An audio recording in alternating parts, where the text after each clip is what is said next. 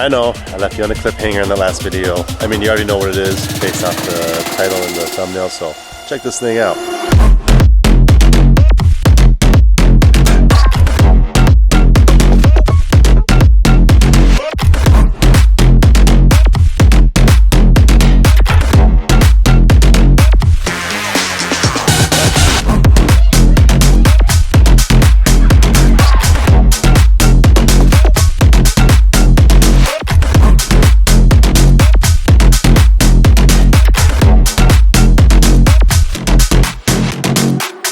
That's right, picked up a 2024 Hummer EV SUV. We'll get more in-depth on this Hummer once I get some more time behind it. So far I've only driven it from literally the wash bay to over here just to get it out of the way. But I need to wash this thing first, and we'll do that right now.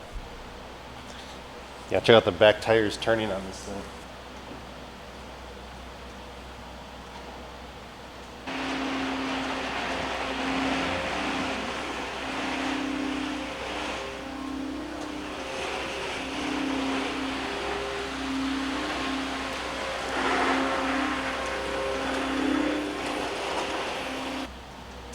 It's gonna take some getting used to for that rear wheel steer. I've had cars that do that in the past, but not quite to this degree. Man, look how badass this thing looks. Okay, I need to get the buckets ready. Wheels.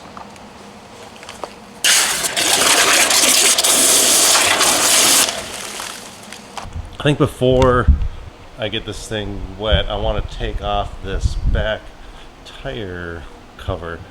Doesn't look bad, but I mean the paint doesn't. This isn't the same color as this, and there's a little hole right here that the backup camera looks out of, and you can kind of see some of these surrounding parts of like the grommet. So I think it'd be better if I just remove this cover. Hopefully it just slips right on. Plus, kind of like Jeeps, I really like the way they look without the cover. You can just see the tire and wheel. This is a big one. There. That's better. From the side, it looks better with having the cover, but from the back, I think it looks better without the cover. So I haven't done a real good walk around on this car yet. I want to wash it up first, but this thing is set to get wrapped this week. Let's see what that is once I'm done cleaning it. So what I'm going to do is a matte PPF on the matte paint, and then a clear PPF on the gloss paint. See, stuff like that I want to polish out. See that? Yuck. We'll get that all done today. Might have to do it by hand, however, because those are pretty small areas. For now, we'll start with rinsing her off.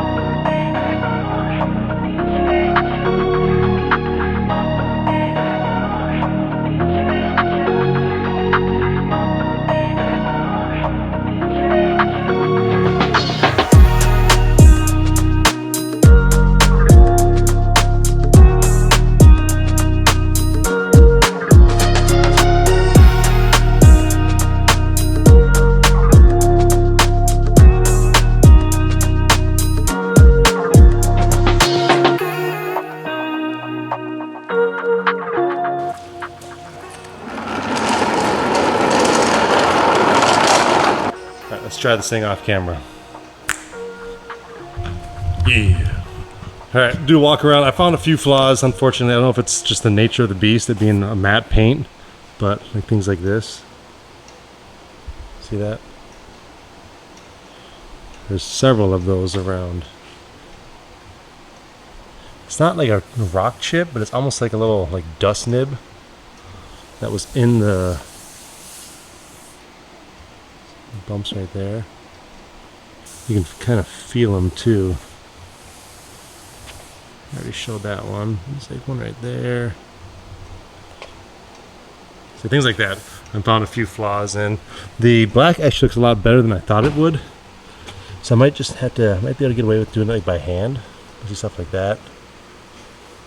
Because there's not a whole lot of black, and you don't want to get the, right there, you don't want to get the polish on the matte paint because it'll dull it up. Speaking of dull it up, I found this. Here, let's listen to this. And then listen to this side. It's just this like one part. You hear that? You hear me rubbing on it. So you come down here. It's like a different texture. Kind of weird. This thing is gonna get fully wrapped in matte PPF. So things like that, those little dust nibs, and things like this, you won't be able to know. I mean, I'll know. You guys will know, but it'll just go away, kind of. And I thought maybe because the dealership I bought this from did let people test drive it.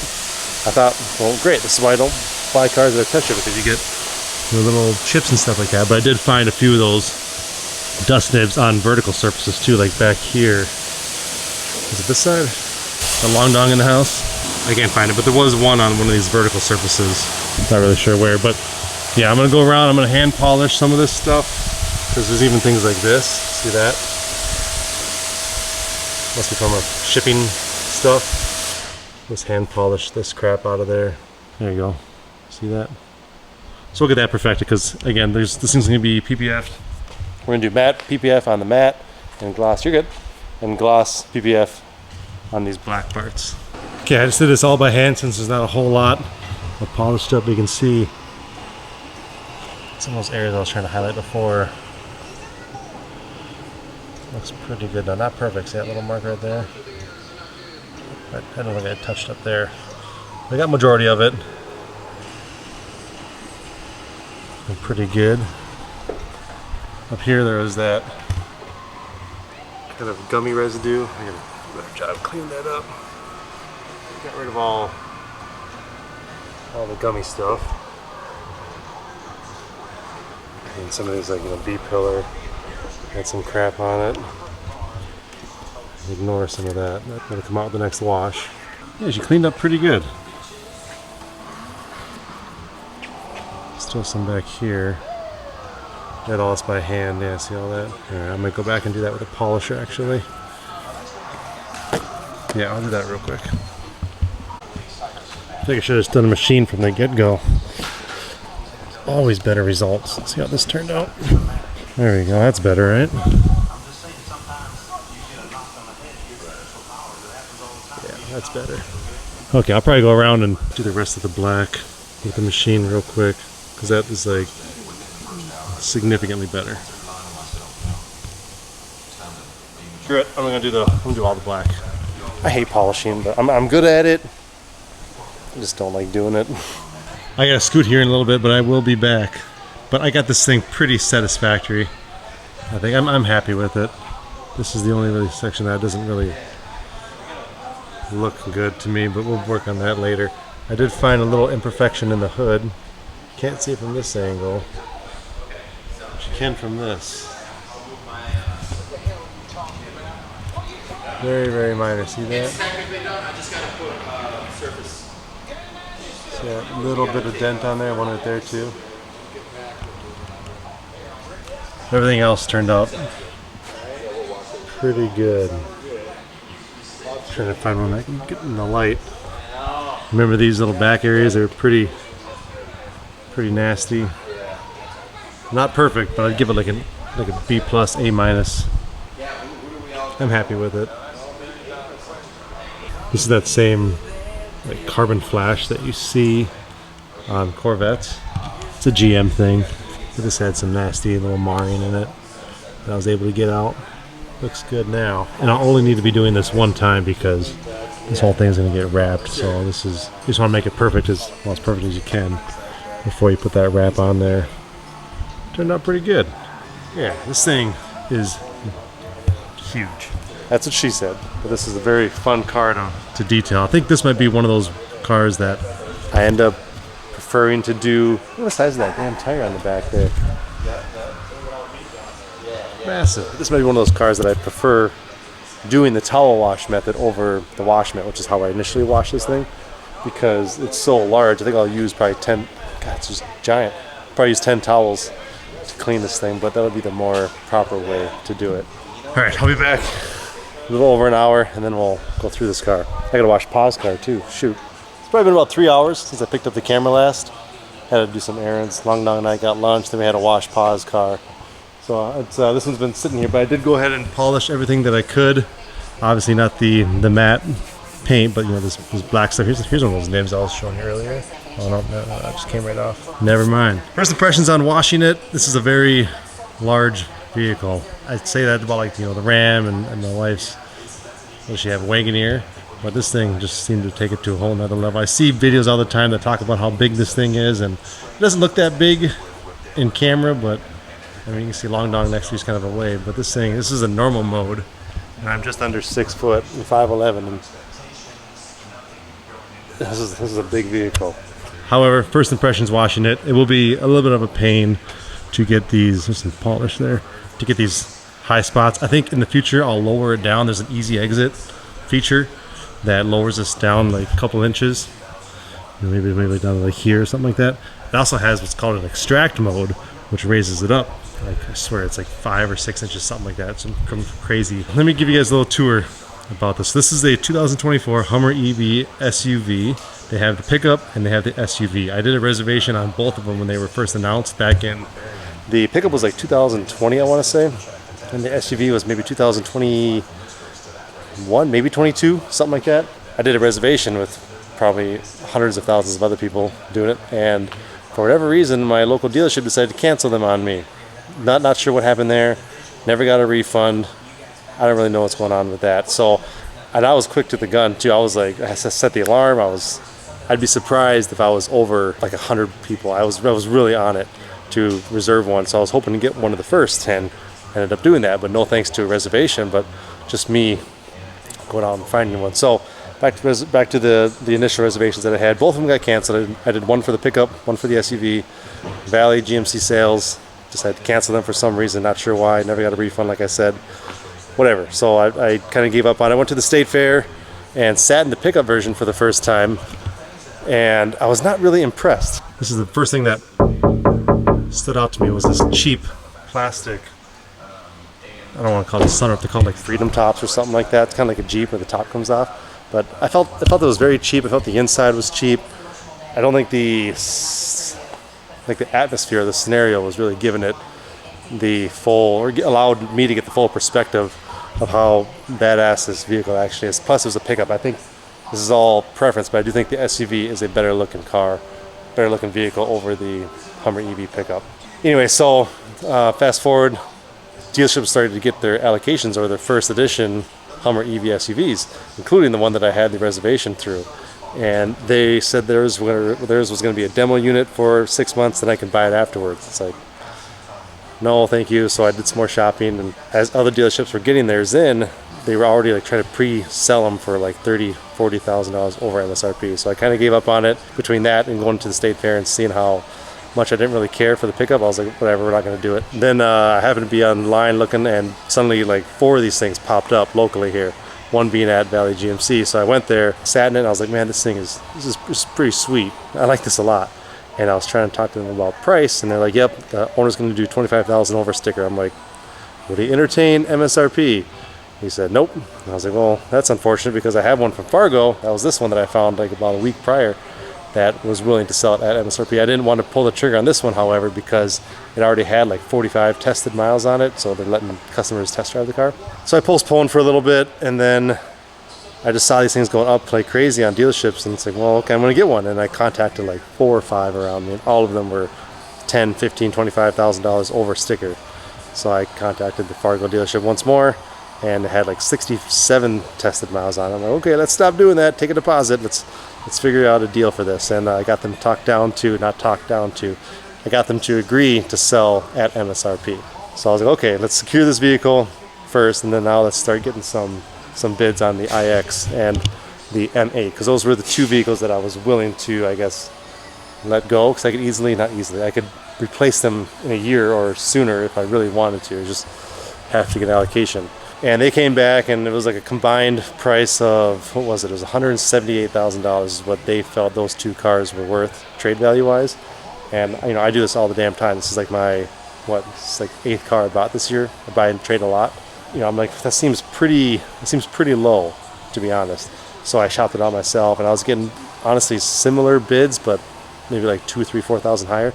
And then I contacted my boys at Motorworks. After about a week of talking with them, I was able to secure $180,000. No, $190,000 for those two cars. So yeah, it was $16,000 more. So it was $174,000 is what they wanted to give me originally. I ended up getting $190,000 for those two cars, which is good because I was negative equity into the iX and positive into the M8. M8, to bring it back, that's what I traded the three cars on: the 911 Turbo S, the ZL1, and the jailbreak Red Eye. Big mistake, but I got the M8 out of it and a lot less debt. Then the debt came back because I bought the GT500, another Challenger, another M4. We'll save that for another video. You guys probably already know that story. So fast forward about a week or so, I'm getting the word with Motorworks that they're going to buy these cars from Luther. They're going to honor the bid that they gave me to trade those two in on this. I ended up again saving about $16,000, not paying $15,000 to $25,000 over MSRP. So it actually was a pretty damn good deal, which is why I'm very happy with it. And I'm totally okay with this type of stuff. I mean, it's not ideal. Either something didn't get finished right here, or there's some type of overspray. But you're not going to know that with the clear wrap or the matte PPF wrap, and then a couple of these little dust nibs that somehow got in there during the painting process. There you go. See that? I counted maybe half a dozen or so around here. Most of them are on the horizontal surfaces, which is kind of a bummer. Spider.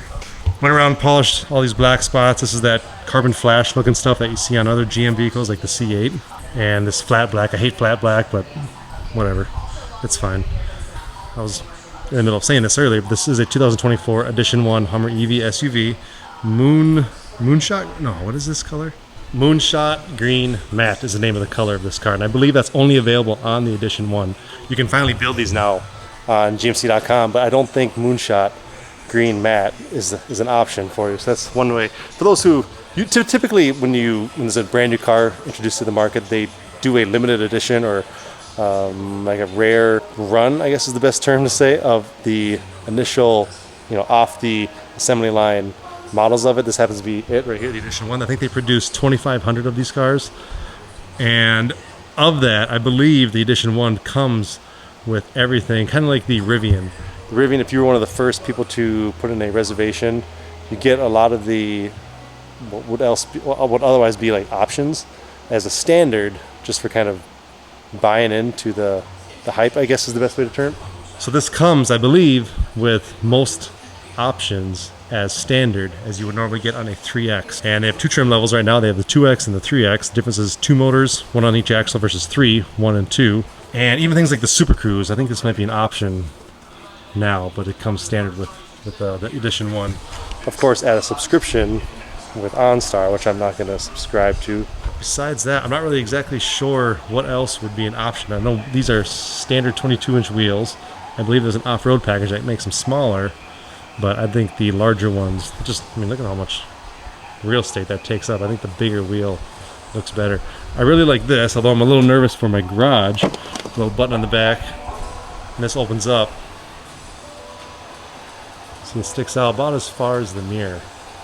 But I think with this thing open, this is a big car like this. See, it's. I'm either gonna need to have my garage door open, or maybe hug a wall. And I have a semi-deep garage, so I might be okay. This has pretty decent cargo space too. This is one thing that really sold me on like the Jeeps and stuff. I love these short windshields, these short windows. The Camaro has kind of that same type of look. I just think it looks really muscular. I'm really hoping that this has enough strength that the weight of this wheel and tire isn't ever going to flex or bow this tailgate. That was one of my concerns, because if you look at like the Jeeps, you put a 35-inch tire on a Jeep Wrangler, you're going to need to put those reinforced like tire mount. You know what I'm talking about? Otherwise, your door's going to flex. I mean, granted, that's a Jeep. This is a Hummer. I would hope to think this is built better for twice the price, but I guess we'll find out. It's got that two-tone, that taupe and black. It's a weird material. Can you hear that? It's not like a leather, but it's kind of like the same material you see on a boat. You guys are familiar with like Sea Ray or like a Malibu boat? They have that more durable, weatherproof material. And then I thought I felt leather somewhere on here. Maybe not. Maybe, oh, right here. The inserts seem to be of a different material. So you listen to this. As soon as I go up, same thing on the side. So there's like 3 different materials, or 2 different materials right here. More of those cheap Freedom Top pieces over here. There's a lot of room back here. I haven't even been back here, actually. So I got the seat set for my position. Again, just under 6 foot. Got plenty of room. This appears that this could go back a little bit, does it? Oh yeah. Alright, so the rear seat can sit, it's gonna tilt back. Let me grab my keys. Keys kind of cheap. I think they would have made something a little bit more fancy. I like that the windows are frameless. That's part of that open top feeling that this thing's supposed to have. You have this button right here that will lower all 4 windows, which is pretty sweet. I'm not going to do it because I just washed the car. And even the back window can be opened up. So this whole thing, minus this piece, so just actually these 2 pieces, I believe, can come right off. Gives it that Jeep-like feel. Okay, as soon as you get in it, you greet it with some cool animations. I don't care for the whole moon theme. You guys, I'm sure I've all seen this, but there's like moon stuff everywhere. Like the speaker grates, the floor mats. Why are we so obsessed with the moon? I don't know. You turn it on, you get the power button right on the dash. And watch this, it makes you buckle up. See, it'll show me. Yeah, buckle seatbelt to shift. It's like if I want to move this thing from here to there, I gotta buckle my seat. That's kind of annoying. Hey, long dog. Does this have the digital camera? It does. I never use that because the depth perception is different than using this mirror, although you can see a lot better in it. I gotta go through these settings, see if this thing has any delay to it.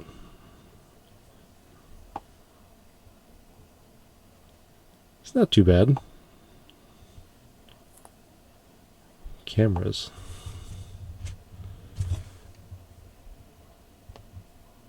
I like that there's physical buttons. IX was nice to have everything on the screen, but I think I prefer buttons. I'll mess with this later so I don't bore you guys. We got heated steering wheel right here, traction control. You guys all know what that stuff is. This must be parking assist. Oh, this is parallel parking. Cool.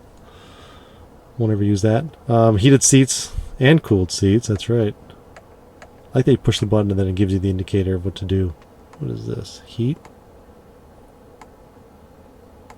I don't know what that does. I got 67 miles on it, 240 miles of range at about, what is that? Is there a button I gotta press? Display layout. Here we go, now we're talking. See, this I'm talking about lunar? Like, what are we talking? What does that do?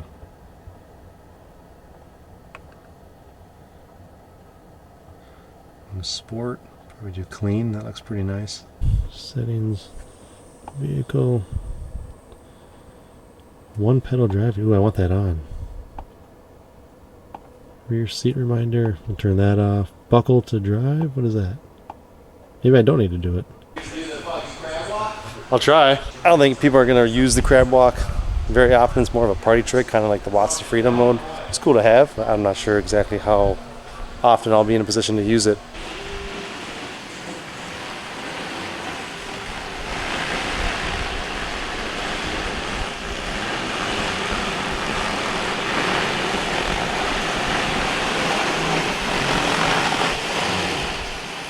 Check out the turning radius on this thing. Did you see that?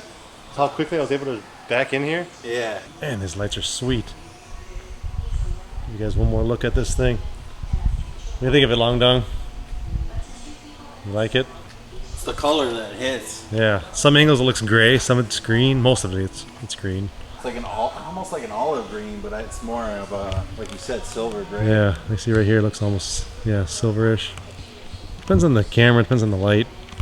You know, I'll spend some more time with it. It's gonna get wrapped Monday, Tuesday, Wednesday of this week, and then it's Thanksgiving. But I'll be driving this all winter long.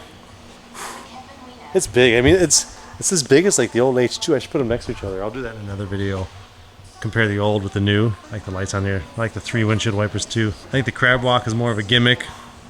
I don't think I'll ever use it, but it's kind of cool that it has it just in case. So here it looks gray, at least on camera. You can do the convertible stop. Oh yeah. Yeah, take the tops off. It's like a Freedom panel or Freedom top or something like that. Who knows? I'll get more familiar with it. I should have probably known before making the video. Let me know what you guys think of this. I think it's a real good addition to the stable. I think it looks really sharp. It's not as small or as sporty as the iX. Yeah, the Infinity top with the sky panels. That's what it's called. I hope one day they come out with a different top, whether it's aftermarket or OEM, where it's not a transparent piece of cheap plastic. Yeah, I'd like it to be just one solid, you know, like this. You can't see through it. Let me know what you guys think. I think it's crazy. I think it's obnoxious. I haven't even driven it yet, so actually I don't know what to think, but I will let you guys know shortly here as I get more time with it. As always, I appreciate you watching. Here's Long Dong. We'll see you in the next one. Thanks.